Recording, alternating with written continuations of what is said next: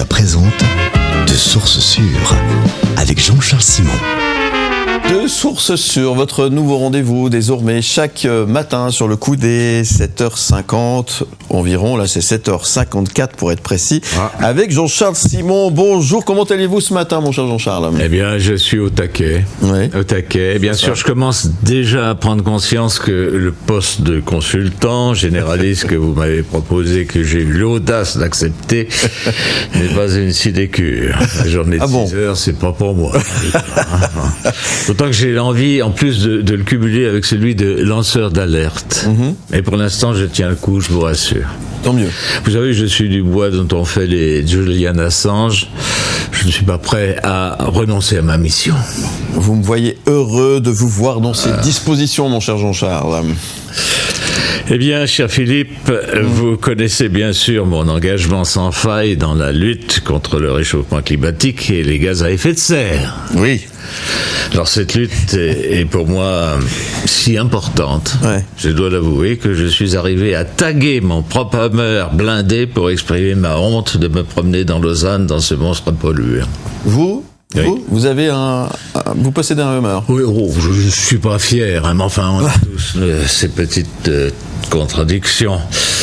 Et quand je dois me déplacer le soir après 20h, c'est quand même plus sûr un Hummer que d'attendre son train à la gare de Payerne.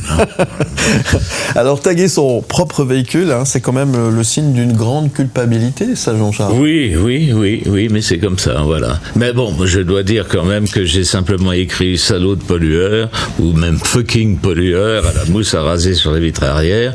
Comme ça, j'exprime mes opinions et ma bagnole est à l'abri des dépredations des autres camarades activistes. Ça se fait. Voilà. Ouais, et puis la mousse à rager, ça se lave rapidement.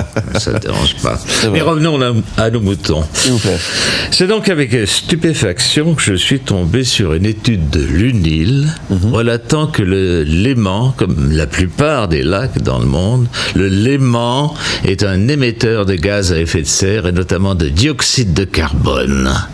Et annuellement, tenez-vous bien, tenez-vous mieux, comme disaient les proches, il produit autant de CO2 que le transport automobile de la ville de Lausanne. Ouais.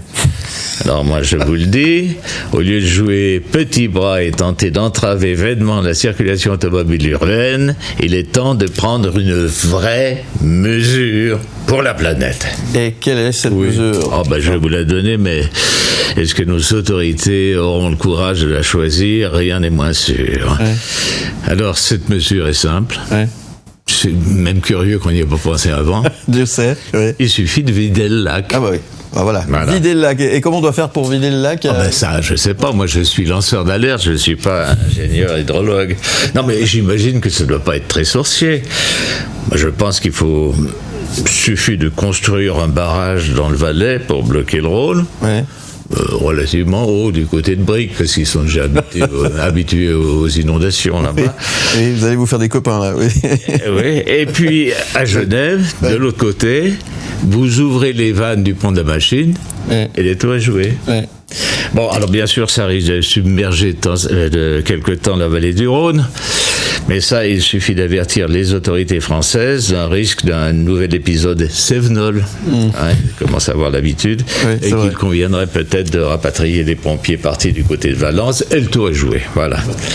Et j'ai même l'idée qu'après, sur le fond du lac asséché, on aurait toute la place pour construire une autoroute à 3, même 4 pistes, même 5 pistes, pendant qu'on y est. Ça règle le problème. Oui, mais ça va coûter bonbon, votre histoire. Ça va coûter bonbon. Ça, c'est la réponse. Ça va coûter bonbon. C'est un investissement, Philippe.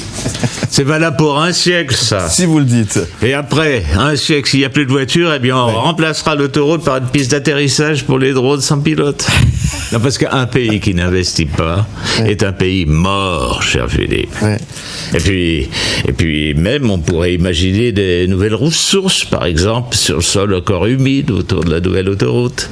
Comme c'est encore humide, on pourrait planter des rizières, par exemple. Comme il n'y aura plus de chasse là, on pourra faire du riz à la place. Et puis, on pourra faire aussi des économies. Des économies, lesquelles ? De sérieuses économies. Renoncer aux frais de réparation du Simplon, par exemple. Voilà. Non, Philippe, quand on veut, on peut. Oui. C'est simplement une question de volonté. Eh oui. Les médias présentent de sources sûres avec Jean-Charles Simon. Où tu veux, comme